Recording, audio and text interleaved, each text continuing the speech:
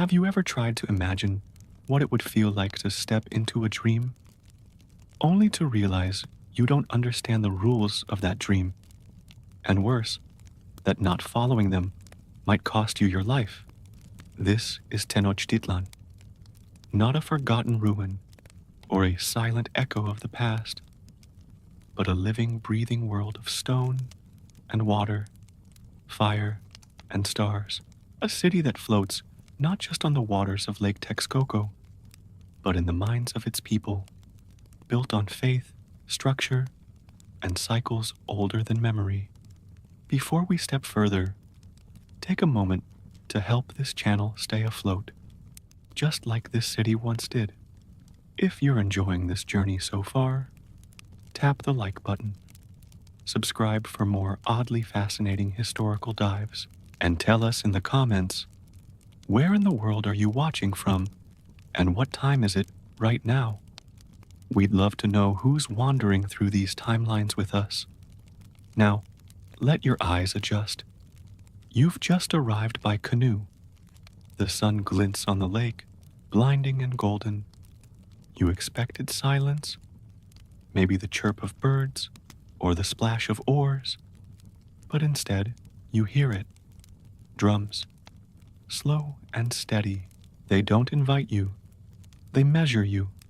As you glide closer, the skyline rises, not of glass towers, but of massive stepped pyramids, their flanks painted in red and white, dedicated to gods you've never heard of, gods who demand things your world no longer offers.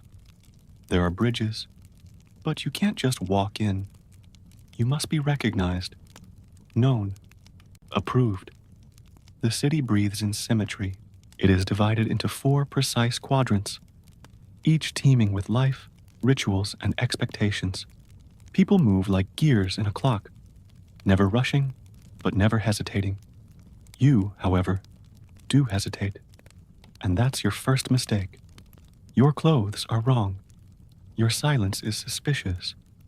You look, quite simply, lost. In Tenochtitlan, there's no such thing as an innocent mistake. To stand where you don't belong, or fail to bow before a shrine, even unknowingly, can mark you for punishment. The guards don't shout. They observe.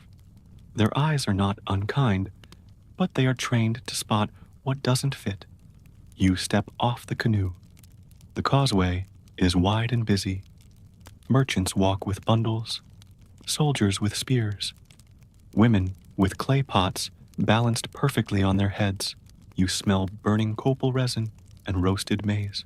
Children laugh, but even their games have rules, boundaries, and meaning. You pause to watch a procession. A priest walks past in jaguar skins, face painted in red and black, followed by attendants carrying flowers, obsidian knives, and something covered in cloth. A sacrificial offering? You look too long. He notices. You lower your eyes, but it's too late. Curiosity, here, can be mistaken for disrespect. And here's what they don't tell you in textbooks. In Tenochtitlan, the gods don't simply exist. They supervise. Every action, every breath, is part of a contract between the living and the divine. If the sun rises, it's because someone gave their blood to feed it. If the rain falls, it's because someone offered a heart in return. It's not cruel, it's balance. You try to walk, you try to blend in, but you're walking into a grid of sacred geometry, where each district is a pulse in a larger being. The people here are not just living in a city, they are part of it. You, however, are a foreign body, an anomaly, and anomalies are dangerous. Suddenly, you're at the foot of the Templo Mayor. 2 staircases climb to the heavens, one to the god of war, Huitzilopochtli, the other to Tlaloc, god of rain. The stairs are steep and slick with use. People ascend barefoot. You wonder what's at the top, but then again, you already know. Blood, chanting, maybe screaming. You're not allowed to look too long. You're certainly not allowed to question it. A guard approaches. He doesn't smile. He gestures, subtle, but firm. You're standing in a restricted zone. The penalty? It depends. Best case, a warning. Worst case, a public flogging, or worse, being handed over to the priests for cleansing, which may, or may not, involve knives. You move on.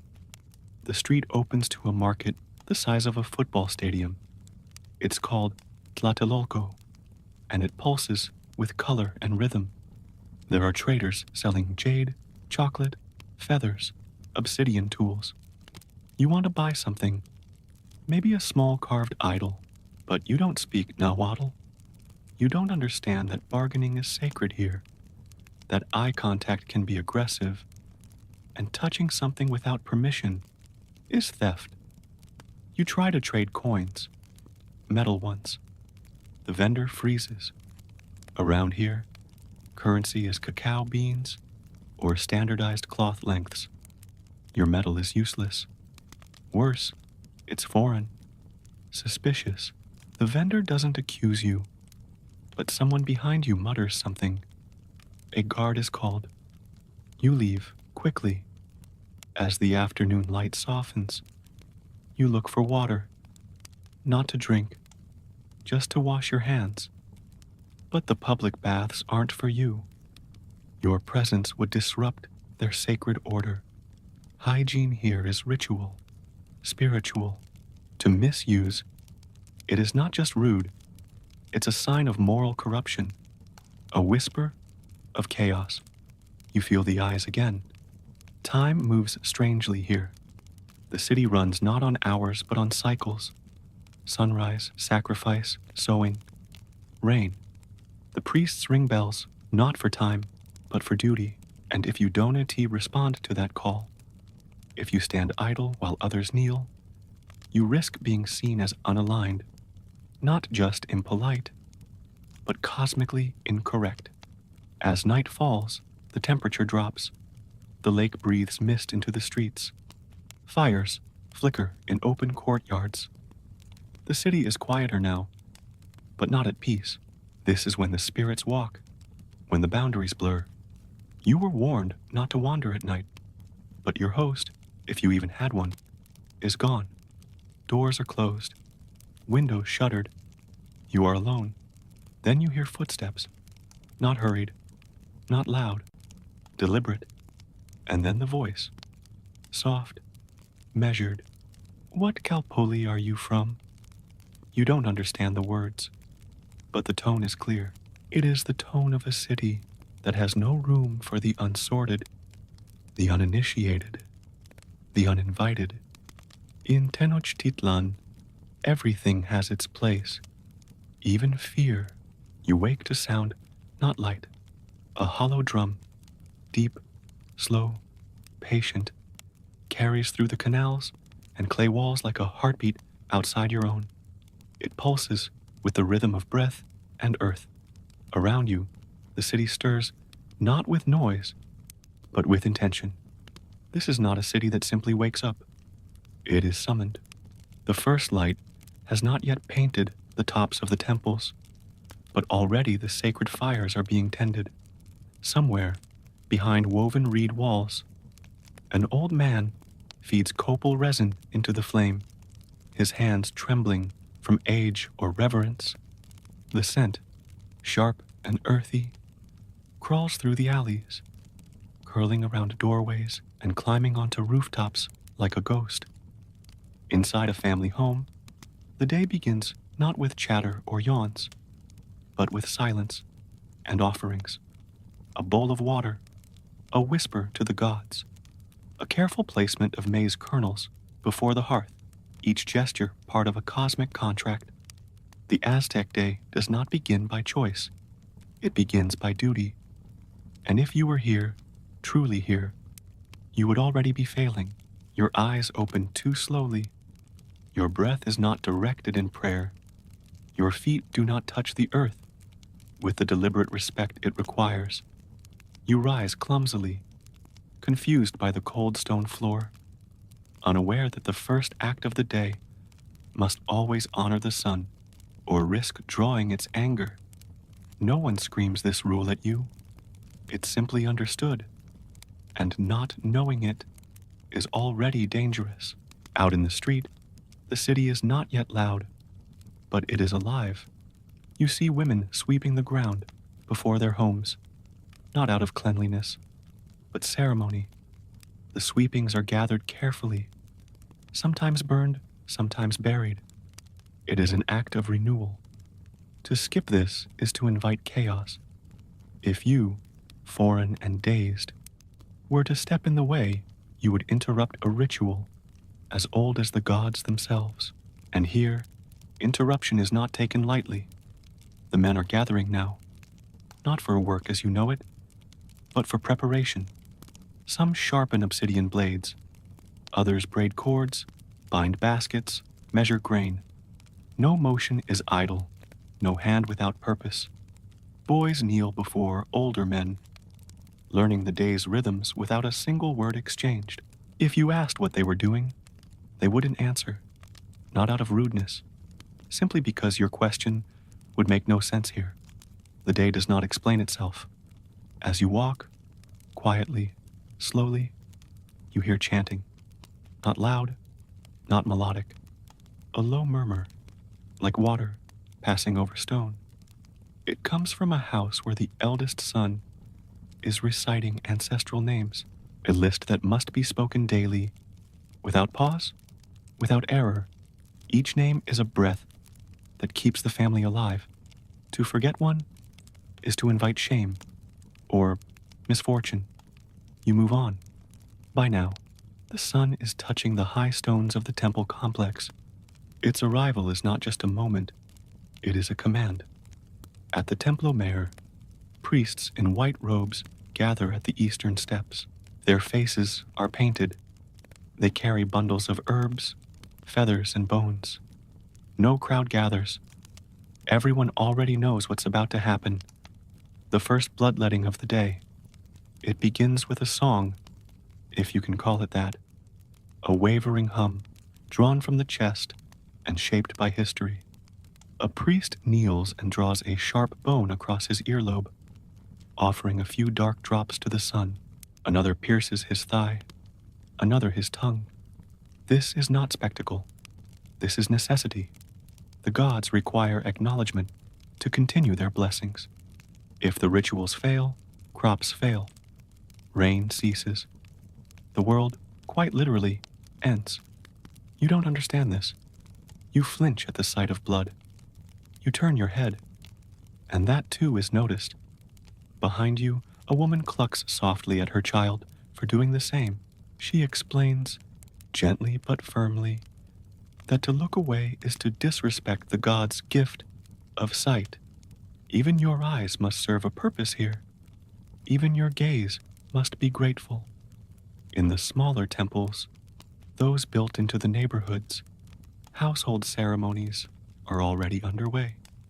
Some involve food, some involve fire, others, the careful retelling of dreams from the night before, in case they carried omens. A bad dream is not shrugged off. It is interpreted. It is acted upon. And if you can't remember your dream, that alone is suspect. That alone could suggest you're out of sync with the cosmos. It is now the hour for water, not drinking, but bathing, communal, respectful, ordered. Men bathe in cold pools with ash and lime. Women separately in gardens of steam and clay. The act is not simply hygienic. It is sacred. To be unclean in public is to insult the earth, the ancestors, and the gods. The consequences? Social exile. At best. At worst, accusations of illness, spiritual or otherwise. And in this world, illness spreads fear.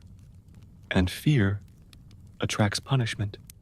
Your attempt to find a quiet corner to wash your face with your hands, a mistake. You don't know the herbs.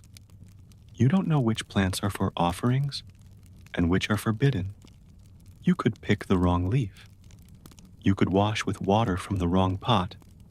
And just like that, you could be cursed or seen as carrying one. You try to ask someone. You point. You smile. But your words are foreign. And in this hour, this early, this sacred, speaking the wrong language isn't just confusing. It's offensive. Silence is part of the ritual. Even greetings are whispered. The children pass by now, some already carrying tools, others flowers. They are going to school, not to play, but to learn how to serve. Boys to the Tenochtitlan, where they will be taught warfare, obedience, endurance. Girls to the Quiquacali, or household temples, to learn rhythm, order, and the arts of domestic power. You look at them and see kids, but here, they are already citizens, already preparing for lives that are not their own, but extensions of family and gods. There is no time for confusion, no space for delay. You are out of place. The sun now bathes the whole city. Its light is sharp, direct, and absolute. Shadows vanish. You feel exposed. A man stops you, not angry, just curious. He asks your name, your lineage, your district. You cannot answer. You have no Kalpuli. You have no family here. You do not belong to the cycle. He nods, slowly, and walks away. But you feel it. The city has seen you now, and it remembers. It begins before the sun has fully risen. From across the city, people move toward a single heartbeat, a rhythm not marked by bells or whistles, but by the low murmur of thousands of feet padding against stone. It's not chaotic. It's choreographed, not shouted, shared. This is Tlatelolco, the market of markets, the stomach, the lungs, the pulse of Tenochtitlan. It feeds not just bodies, but the empire itself. And today, you'll try to walk through it, but be warned. This is not the kind of place where tourists browse. Here, you don't shop, you behave. You start at the edges, thinking you'll ease your way in. But Tlatelolco does not ease. It swallows. Thousands of stalls stretch in all directions, each one precisely placed. Textiles, obsidian blades, carved idols, squash, dried insects, parrot feathers, turquoise, salt, cocoa, chilies, jade, frogs, alive and blinking. And among them, eyes. Eyes that know exactly who is from where. And yours are not from here. The smell hits you first. Not unpleasant, but unfamiliar. Burnt spices, warm corn dough, crushed herbs, sweat, and flowers. So many flowers. The air is heavy with it, like walking into a fragrant storm. You breathe in, and it's already too much. Vendors begin calling. Not loudly, just enough. Their voices are trained to draw attention without disturbing the sacred order. Because yes, this place too is sacred. The market is a temple of function. Each product a prayer. Each exchange a ritual. You step forward. A child brushes past you with a basket of smoked fish. You step back, onto a mat of sacred dyes. The vendor gasps. You apologize, but your words are foreign. Your hands flutter. Someone watches. You feel it, and already, the market begins to close around you. Not in anger, but in quiet suspicion. In Tlatelolco, nothing is done without form. You don't touch before being invited.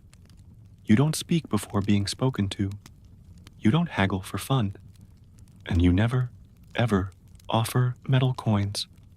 You forgot that part. You reach for your pouch and pull out silver. The vendor steps back. Her eyes narrow, not in fear, but in calculation. You've just revealed yourself as not only foreign, but possibly cursed. Metal from unknown lands carries unknown energies. She crosses herself, not with a cross, but with fingers dipped in salt. Protection. Against you. You try to explain, to smile, but here, smiles mean little. What matters is status, clan, reputation, and you have none. A nearby trader, older and sharper, leans in. He asks, in a language you don't understand, where you're from. You catch the tone, though. It's not friendly, not hostile, just protective. This market is not just commerce. It's a living organism. And you? You're bacteria. You move deeper, hoping to disappear into the crowd. But the more you walk, the more out of place you feel. Here, sellers organize by specialty. There's a healer's row, where women chant over bundles of roots and feathers. You watch too long. One of them spits on the ground. You've seen something not meant for outsiders. Not because it's secret, but because it's sacred. There's a difference. You didn't know. Now you do. A man walks past, carrying cages of songbirds. Another balances 3 clay pots on his back. No one bumps. No one stumbles. The crowd breathes like a single being. You, however, are out of sync. You twitch when you should flow. You hesitate when you should glide. Your very body broadcasts your difference. In the center of the market, officials sit beneath awnings. Not soldiers. Judges. They're not armed. But they don't need to be. They settle disputes, weigh punishments, and maintain silence. Yes, silence. Too much noise is a crime here. A disturbance. And you, nervously asking questions, are attracting more attention than you should. A runner passes by. Fast, barefoot, efficient. He brushes your arm. You flinch. He does not. But 2 others notice. Their glance is brief, but meaningful. You're a variable, unmeasured, unstable. You stop near a food stall. Flat maize cakes sizzle on hot stone. The vendor offers one, not to you, but to someone behind you. You reach anyway. You didn't mean to. You were hungry. That's all. But hunger doesn't excuse disrespect. The vendor freezes. The woman behind you stiffens. You just cut in line. Worse, you reached without paying respect. Here, food is a transaction of energy. The act of giving and receiving is balanced, mutual, honored. The vendor doesn't yell. He simply lowers his gaze. That's worse. A small group forms, not around you, but near enough. Their silence is a verdict. You back away. Behind the food section lies the barter zone. Here, deals are made in bundles. Of cloth, of cacao, of firewood. A man offers a cloak for 20 beans. You watch, fascinated. But your watching is a disturbance. Your presence, a weight on the balance. You turn. You try to find the way out, but you've gone too deep. Now near the southern edge, the goods become more obscure. Dried bones, amulets, inks, charms, things sold in whispers. A woman looks at you. Her face is painted half white, half black. She says nothing. She doesn't need to. You are in a place where outsiders should never tread. You bow your head and leave. Almost. Because as you step out, you bump into a boy. He stumbles. His basket spills. Flowers, jade beads, a single sharp flint blade. You bend down to help, but he recoils. You touch the blade. You touch something not yours, not with permission. You feel a tap on your shoulder. A man, tall, calm, uniformed. He speaks, quietly, too quickly. You don't understand. He gestures. Your hands up. You explain again. Still nothing. He takes you by the elbow. Not harshly, just firmly. You look around. But no one protests. No one helps. You broke a rule. You broke several. And in Tlatelolco, no one lasts a day without knowing the rules. There is a moment, just before stepping through the doorway, When the city fades, the drums, the voices, the flurry of trade and ritual all soften as if held at bay by something quieter. You're about to enter a home in Tenochtitlan. It isn't large. None of them are. Space is not a luxury, but a function of order. Walls of adobe brick, smooth and pale under the morning light. A low roof of thatched reeds. A doorway not marked by a number or sign, but by tradition. You duck slightly to enter, not because the door is too low, but because bowing here is instinctive. Inside, it's dim and clean, not sterile, not empty, just considered. Each object has a place, each place a reason. A small hearth sits in the center, its fire still glowing from the night. A ceramic pot rests on warm stones, not boiling yet, but waiting. Everything waits here, but not for long. Your host, a woman, perhaps a mother, nods without smiling. She does not greet you with words. There are no pleasantries. Instead, she offers you a seat, a mat woven from maguey fibers. You sit too quickly. You cross your legs the wrong way. You place your hands on your knees instead of your lap. She notices. Everyone does. Here, domestic life is ceremony.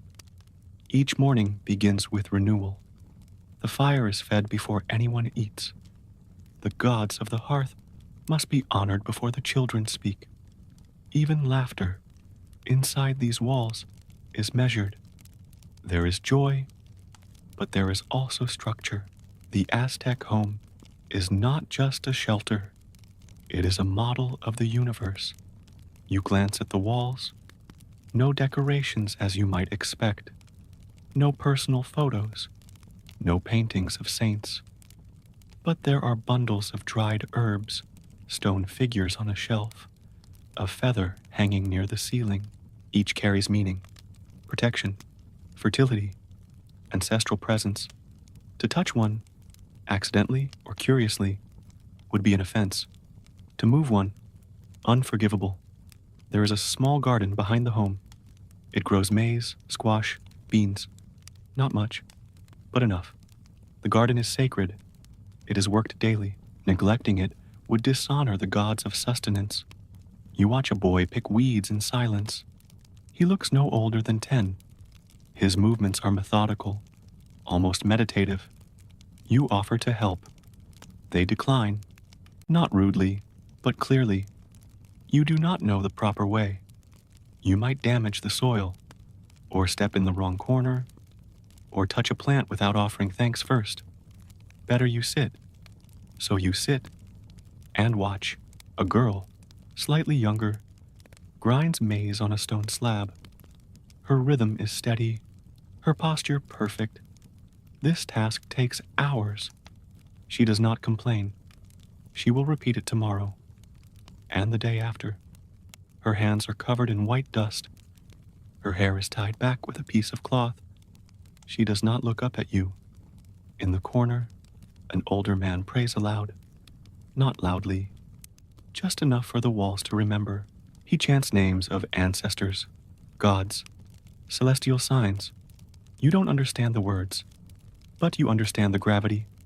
He is anchoring the household to the cosmic order. His voice ties this small space to the stars. A sneeze, yours, unexpected, breaks the moment. Silence follows.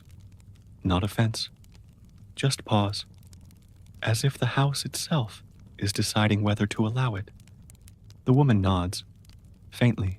She speaks for the first time. Blessing, stranger. You nod back. But the room has shifted. Your presence is now more than a novelty. It is a test. You are offered food. A bowl of atole, thick, warm, slightly sour. You reach for it with both hands. Correct. You wait for the host to eat first. Correct. You sip slowly. It is foreign, but not unpleasant. You want to finish it, but you hesitate. Because what if finishing the bowl means you want more? And what if asking for more means you disrespect the portion offered? And what if refusing more, if offered, is seen as rejecting hospitality? The rules are not written. You drink half. The woman nods again. You exhale.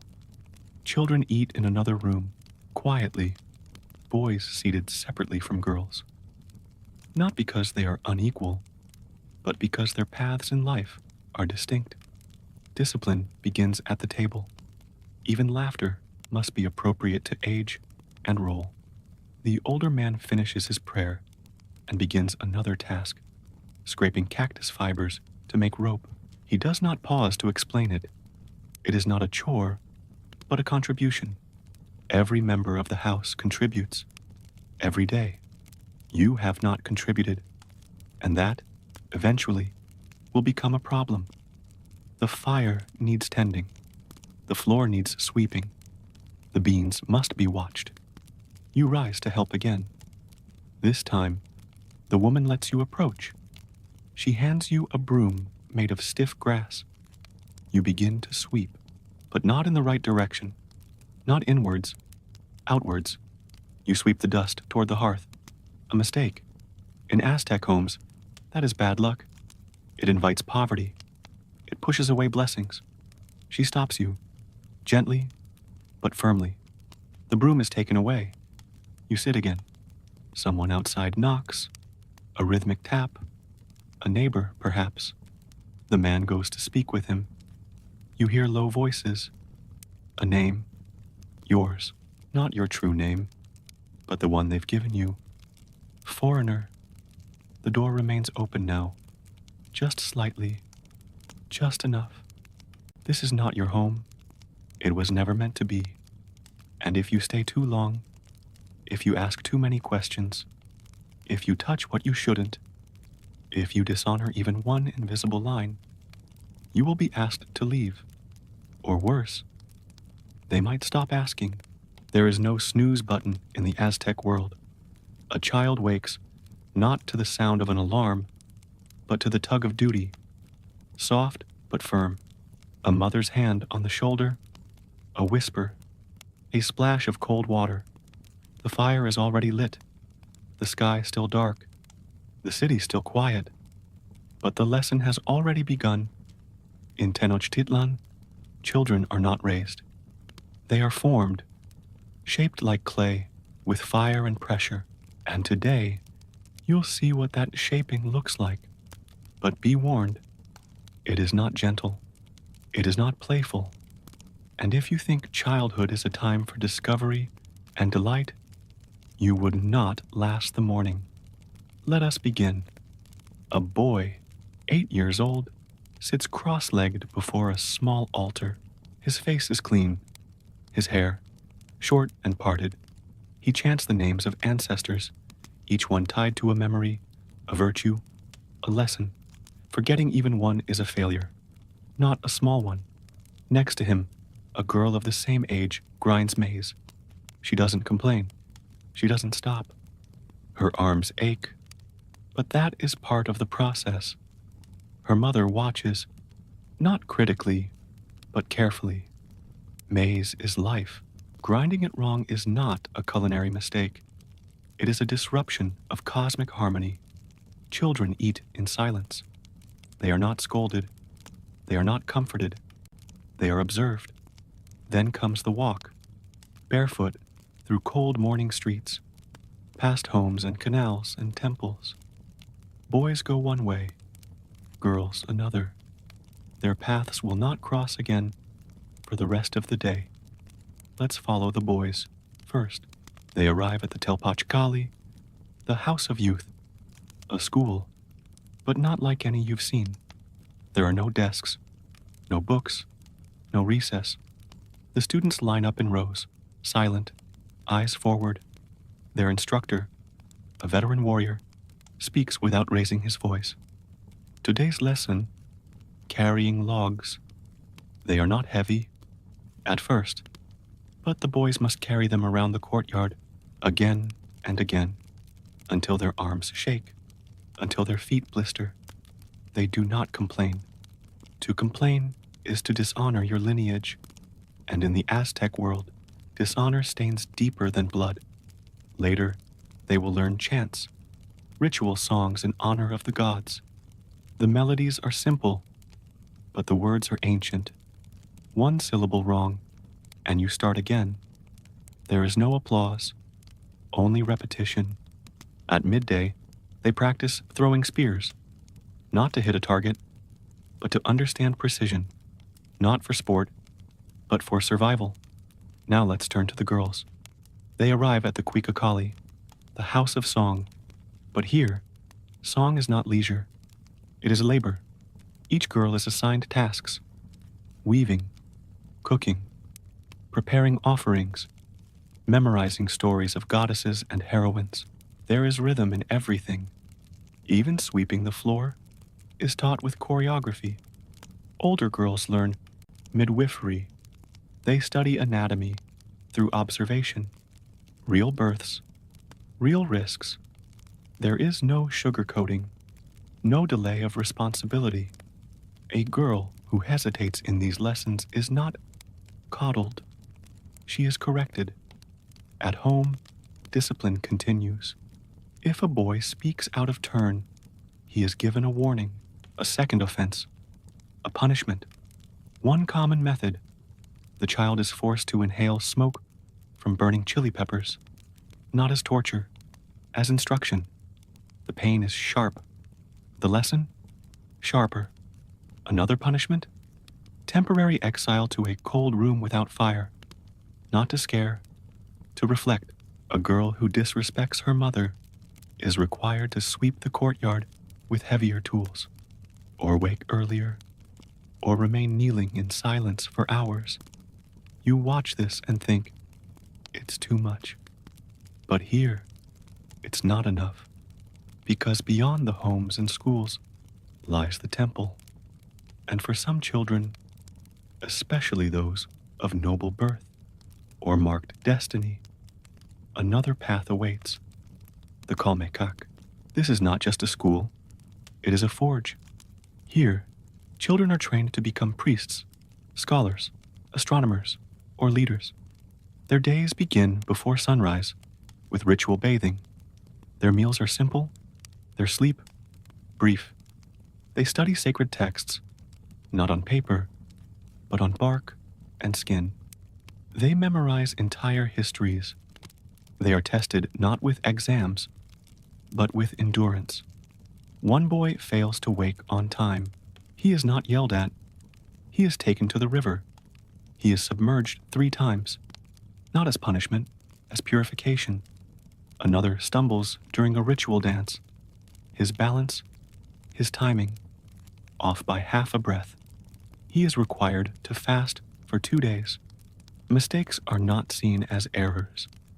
They are seen as disruptions in the order of the universe. Every misstep echoes.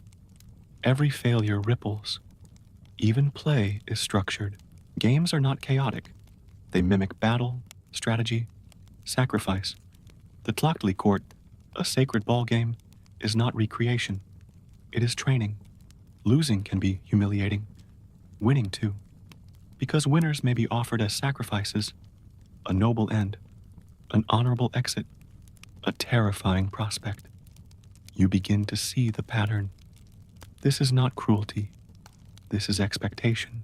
There is no child in Tenochtitlan who is not preparing for something greater than themselves. Every breath is practice. Every word, rehearsal. Every day, a test. And if you, softened by comfort, shaped by choice, were to stand in their place, you would not last a lesson. Not because you're weak, but because here, weakness is not allowed to exist. It is burned away, one trial at a time. Look up, not at the buildings, not at the people, not at the city that pulses around you like a living organism. Look beyond it. Look at the sky. Because in Tenochtitlan, the sky is not a background. It is the primary document, the first teacher, the original law. And if you don't know how to read it, you're already late. The Aztecs didn't count time in hours. They didn't wear it on their wrists or hang it on walls. Time here wasn't linear. It didn't march forward. It circled. It returned. It folded into itself like a serpent eating its tail. And it mattered. Every moment, every pattern, every rising star, every shadow at noon, every position of Venus on a particular night. Each one signaled something. A warning, a blessing, a responsibility. You, outsider, cannot read it, but they can. Let us start with the calendar, or rather, calendars. The Aztecs tracked time with two main systems, the Tonalpohualli, a sacred 260-day cycle, and the Xiuhpohualli, a 365-day solar cycle. These calendars ran simultaneously, interlocking like gears.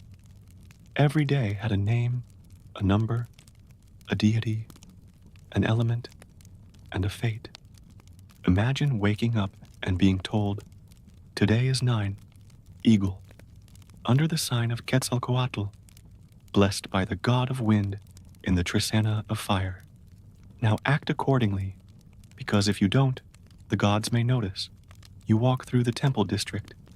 Priests stand barefoot in open courtyards, arms lifted to the sun, mouths moving without sound. They are not praying. They are calculating, reading, aligning. An apprentice watches a pool of water, still and dark, where reflections tell stories not of the present, but of what must be done. He makes a mark on a scroll. He turns to another, speaks softly. A decision is made. The rain festival will be postponed 2 days. You don't understand why. They don't explain. But if that festival were held at the wrong time, if the offering were given on a day unfit for Tlaloc, there might be no rain. And without rain, there is no maize. And without maize, the world ends. You keep walking. On the walls of the Kalmekak, children chant sequences of days, gods, animals, numbers. Their voices are flat, steady, endless. This is how memory becomes armor. They are not memorizing for school. They are memorizing for civilization. Because time, here, is not passive. It must be followed, fed, feared. And when the two calendars meet, every 52 years, it is time for the new fire ceremony. You ask what happens then. They tell you, every fire in the city is extinguished. Homes go dark. Families fast. They wait. Priests climb the sacred mountain. If the gods accept the offering, a human heart, the fire is lit again. If not, there is silence. Not symbolic silence, real silence. Because if that fire does not return, the cycle ends. The sun stops. The sky falls. And it is over. You think, it's just ritual, metaphor, symbol. But to them, it is fact. History has collapsed before.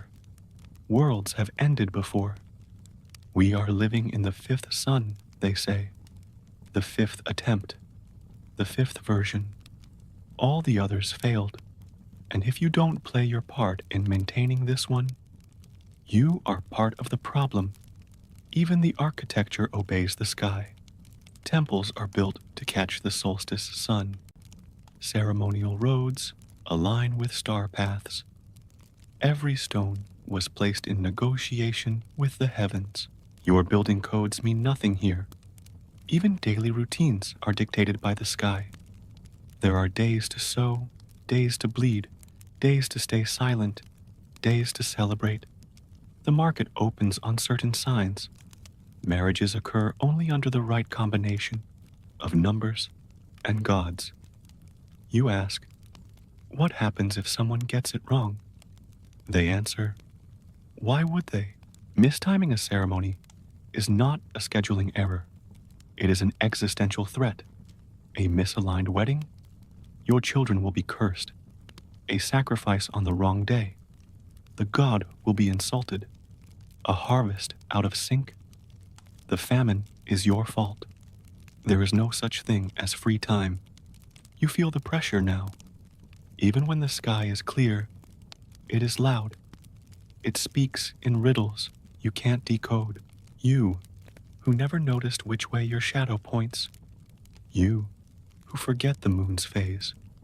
You, who walk without watching. You would miss everything. You would plant on the wrong day.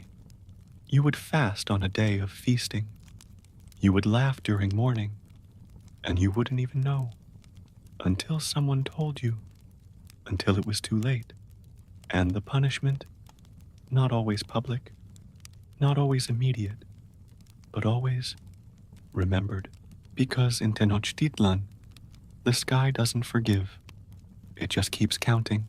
You are never alone in Tenochtitlan, even when the street is empty, even when the room is still, even when no one speaks.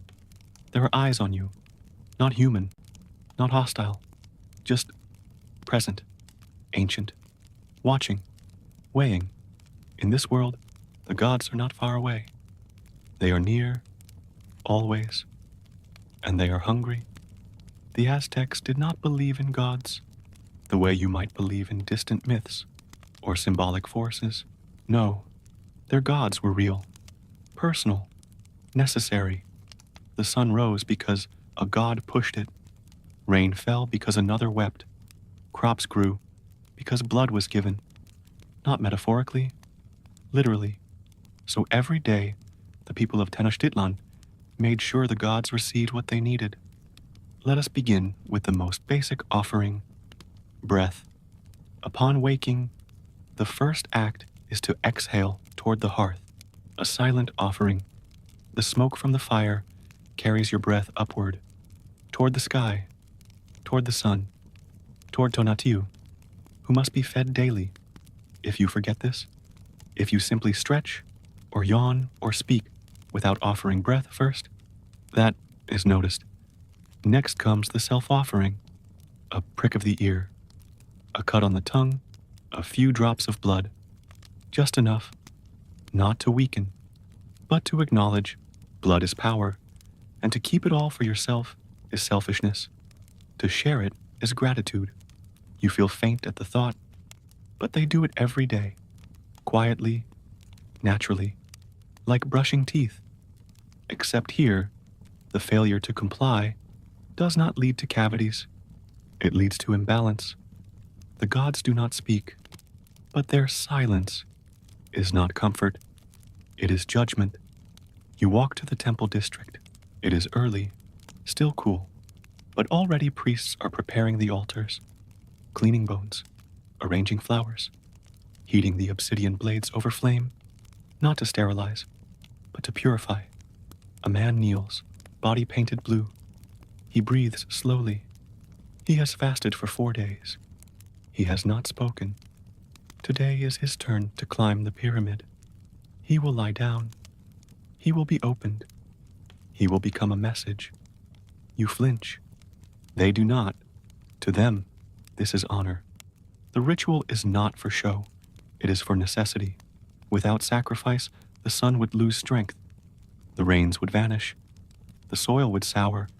Sacrifice is not cruelty. It is cooperation. Even you, as a visitor, are expected to participate. Not by dying, not yet, but by giving time, effort, silence, humility. You walk past a home.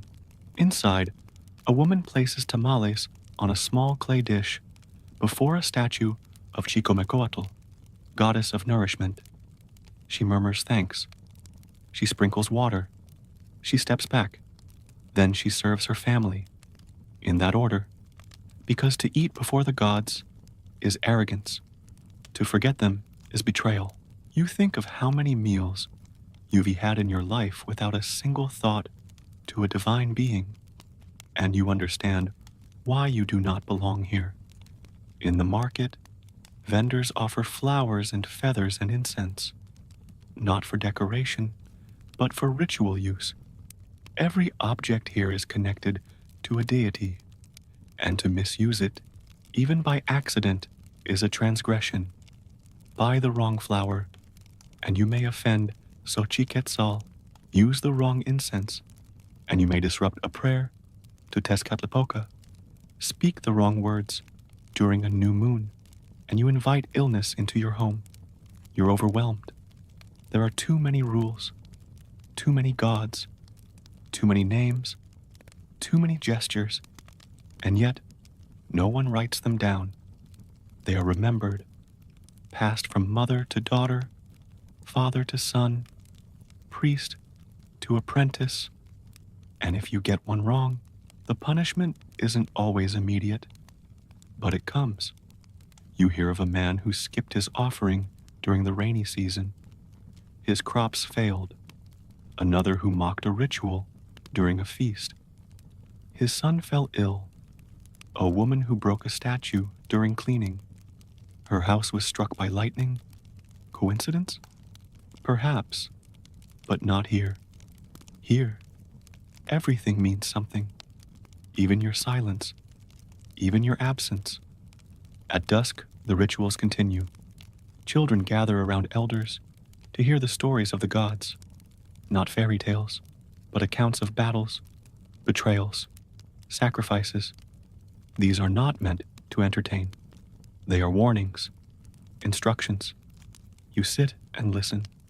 You do not understand every word, but you feel the weight. The story ends, and a candle is lit. The family prays. You do not. You hesitate. And again, you are noticed, because to live in Tenochtitlan is not simply to exist. It is to participate. Every day, every breath, every drop of blood. You don't have to be perfect, but you do have to try. And if you don't, if you stand still while others kneel, if you laugh while others chant, if you forget your offering, your posture, your tone, the gods won't scream. They'll simply stop listening. And in a world built entirely on being seen and heard by forces greater than you, that might be worse than punishment. It might be erasure. The morning begins like any other. Drums in the distance, smoke from hearths, the quiet murmur of prayers and water being fetched. But today is not any other day. Today, the flowers are sharpened, and the war begins. In the Aztec world, not all war is conquest. Some wars are agreements, rituals, exchanges of blood, not land. They are called Xochiaoyotl, flower wars, named not for their gentleness, but for their symmetry, their beauty, their necessity. To you, war may be chaos. Here, it is choreography. Two cities, two forces, two calendars aligned. They meet not by accident, but by appointment. Each side brings its warriors, not the untrained, not the desperate, but the prepared, the precise, the willing, and each knows this is not about victory. It is about offering. Let us walk with them. You join the column of warriors leaving Tenochtitlan. They are barefoot, faces painted, bodies adorned with feathers, bones, obsidian. They carry shields and macuahuitl, wooden swords lined with razor-sharp volcanic glass. They do not speak. They chant. The road is long.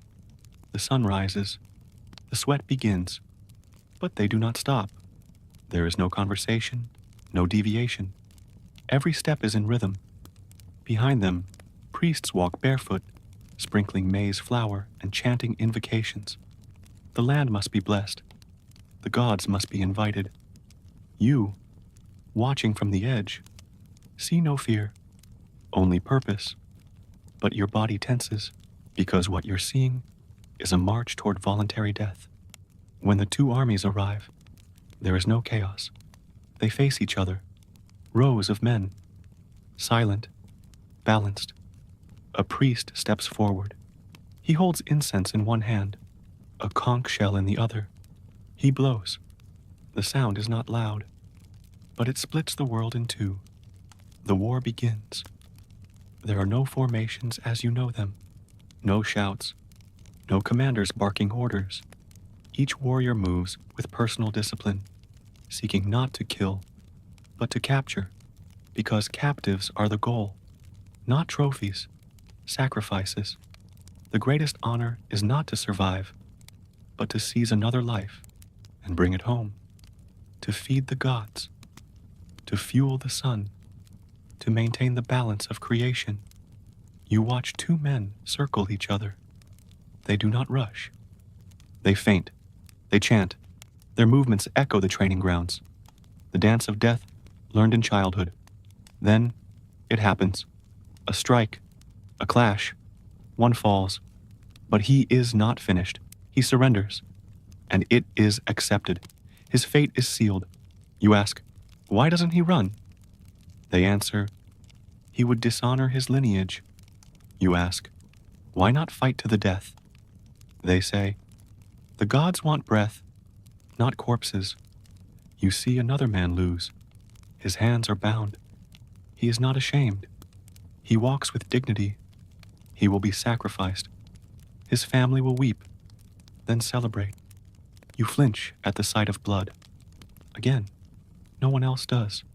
Some warriors, when cornered, fight harder, not to escape, but to die in combat rather than be taken. Each choice is sacred, and each carries its own afterlife. To be a captive, sacrificed in the temple, is not shame, but to flee, to be taken while hiding, to be spared because you begged, that is remembered, and remembered poorly. As the battle ends, the warriors count the captives. They do not boast. They do not cheer. They kneel. They give thanks. They cleanse their weapons. They march home in silence. The road back is slower. The captives walk with them, unchained. They are fed. They are sung to. Their deaths are not executions. They are ceremonies. And you, as an outsider, don't know how to process it. Because here, life and death are not opposites. They are partners. The next morning, the city prepares. The temples are cleaned. The altars are dressed. Flowers are gathered, not for scent, but for meaning. Marigolds, crimson dahlias, each one with a purpose. The streets are quiet. No mourning, only anticipation. The first captive climbs the stairs. He does not resist. He lays down. The priest thanks him. The blade rises. The sun shines. You turn away. Again. And again you are noticed. Not judged. Just marked. As someone who still believes death is the worst thing that can happen. But here, the worst thing is to die without meaning. To die without honor. To live without offering. And that is why, in Tenochtitlan, even the wars are not yours. You would not understand the rhythm. You would not know the steps. You would not last the day. Evening does not fall in Tenochtitlan. It descends, with intention. The shadows arrive slowly, stretching across canals and courtyards, brushing the steps of temples and the eaves of homes. The drums, which echoed all day, are now softer, lower, less like calls to action, more like a heartbeat sinking into rest. Fires flicker to life in household hearths. Their glow reflects on clay walls and polished obsidian surfaces. People move more slowly now, not because they are tired, but because the day is closing. And to close, a day is a ceremony in itself. The city doesn't sleep like yours does. It prepares.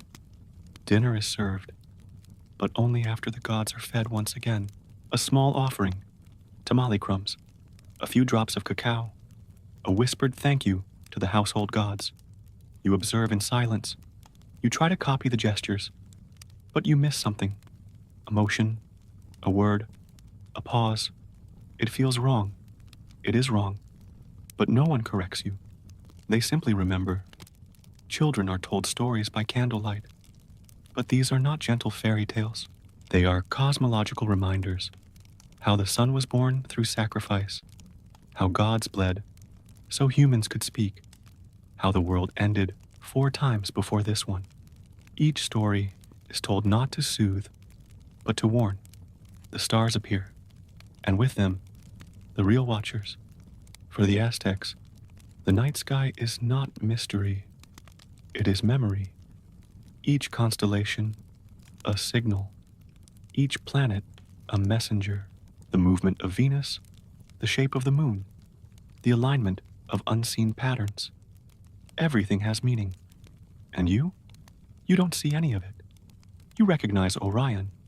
But here, it's Mixcoatl, the cloud serpent, a war god, a reminder that the sky, too, demands tribute. Even dreams are sacred here. Before sleep, a bowl of water is placed beside the mat. The reflection must be clear. A clouded image means impurity. A distorted shape means spiritual imbalance. If a child tosses or speaks in sleep, the dream must be interpreted by morning. If the dream suggests danger, the next day is adjusted accordingly. You ask, what if you simply forget your dream? The answer comes softly. Then your ancestors are no longer speaking to you. That is not said with sadness. It is said with concern. In your world, night is a break, a disconnection. In Tenochtitlan, it is a transition, a passage into the space of the gods. Sleep is not escape, it is vulnerability. So, rules follow you into sleep. No loud words, no light after offerings, no uncovered feet. Spirits might mistake you for dead. You smile. They do not. Guards still walk the streets. They don't carry torches. They move by memory. They know every door, every stone. If you are out after dark without purpose, they will stop you, not to punish, to ask, what business do you have in the space of dreams? You wander once, just once. You cannot sleep. The air feels heavy. The silence feels full. You step into a courtyard, hoping to breathe, to think. A figure in white crosses the far side. You freeze. She does not look at you, but you feel as though she has. You step back inside. You do not leave again. In the morning, no one speaks of it. They don't need to. The city rests, but never fully, because the gods never rest. They blink through stars and mirrors, through flickering firelight and children's murmurs. They listen for your heartbeat, and they notice when it skips. And so, as the mat is unrolled, and the fire is lowered, and the room falls into a rhythm of breath and wind and distant drums, you understand. You are not afraid, but you are not ready, because in this world, this night, you are not unobserved, and here, even in sleep, you must earn your place. You close your eyes, but the city does not. It watches and waits, and if you made it this far, take a deep breath. You've just survived a single day in Tenochtitlan, which, honestly, is more than most could manage. Now tell me in the comments, what part of the city struck you the most? Where are you watching from? And what time is it there? Which place in history do you think we wouldn't last a day in? If you enjoyed this quiet journey through a chaotic past, leave a like, subscribe to the channel, and ring the bell so you don't miss the next episode in our Why You Wouldn't Last a Day series. And until next time, sleep well, dream deeply, and maybe, just maybe, keep one eye open